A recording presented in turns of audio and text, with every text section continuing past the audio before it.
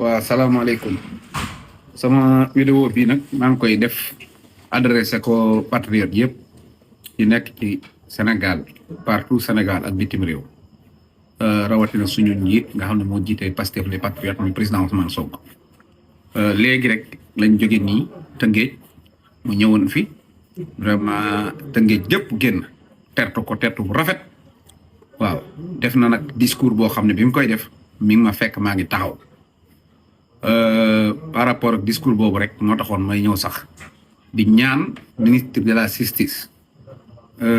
di ñaan ministre de l'intérieur ñu jël seeni matukaay ci tooñ yi nga xamante ne coalition Sàmm Sa Kàddu ñu ngi dëkk di ko tooñ parce que am nañ attaque fii Dakar ak Abass Fall am nañ attaque ak Mbacké am nañ attaque ak Diourbel tey ji am nañ attaque ak Ndar loolu lépp nag ëpp ñu doole mais dañoo respecté yoon su dee dañuy dem ci yoon nag yoon fajul loolu day jur fajal sa bopp ñu ngi leen di ñaan nag ñu def seen liggéey donte nag état démocratie lañ yor parce que lii bi fi Antoine di nekk sax lu mel ni kenn xalaatu ko woon militant APR sax comme mës a bëgg ñu jàpp ko doo fanaan sa kër démocratie nag d'accord mais tooñ yi moom jàpp naa ne lu ànd ak ay preuve matérielle la kon lu ñu war a mën a jóg la waaye nag di ñaan bépp patriote yoon bi ñu nekkoon depuis élection yi campagne bi tàmbali ak tey ba ñëpp xam nañ ne man maa leen ko wax fii 150 députés man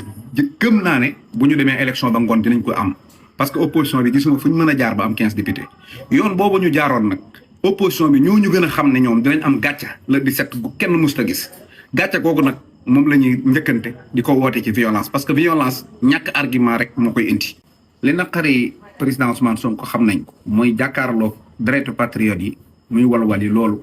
ku ne xam na ne ak ni mu bëggee patriote yi loolu mën na koo tàngaloo waaye nag ñun li ñu naqari incha allahu taala le 17 dinañ ko faj Sénégal gépp gis nañ tooñ yi Sénégal gépp tooñ gi naqari na leen waaye bu mu tax yoon biñ jëloon muy itinéraire biñ amoon pour campagne ñi di ko wàcc di jël beneen yoon parce que dañ ñoo tooñ bu boobaa ñoom Bart liñ doon bëgg day mel ne ñun dañ leen cee fekk si ñun nañ leen bàyyi ñoom ñu nekk ci seen violence ñun ñu nekk ci yoon bi nekkoon incha allah lu naqari nit bu la di settee danañ xam ne bési góor a koy bay duma yooyu mooy duma yi gën a neex mooy duma yi histoire di téye mais bu ñu demee baab rek damay ragal patriote yi ak seen xër mu ëpp ay loxo wala la leen xew fa loo xam ne après toor bi mën nañoo toppaat ndax ñun suñ donc dafa xaw a weex maa ngi ñaan man Ousmane awuma sañ-sañ sax tégal ko waaye dama sukk ñaan ko lillahi wa rasulihi bu mu dem baobab di ñaan patriote yépp lu jege baobab sax ñu dëkk baobab sax nañ teggi baobab moytu ko rek bañ bala di set rek ñu faj suñ mer loolu moo gën ci ñun wasalaamaaleykum wa rahmatullahi wa barakaatu